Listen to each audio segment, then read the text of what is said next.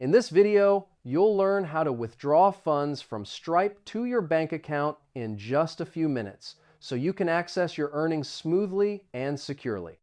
First, go to stripe.com and sign in to your Stripe dashboard. Once you're in, you'll see your account balance at the top, showing how much is available for payout and how much is still pending review.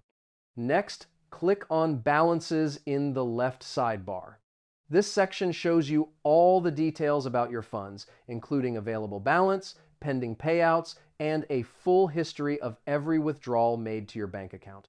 Now, by default, Stripe automatically pays out your available balance to your linked bank account on a regular schedule. If you want to withdraw manually, click Payout Funds and choose the amount you want to send. After that, confirm your bank account details. If you haven't added one yet, go to Settings and click Bank Accounts and Scheduling to link your bank account, then come back to your dashboard and complete the payout. Once your payout is initiated, Stripe will process the transfer to your bank account.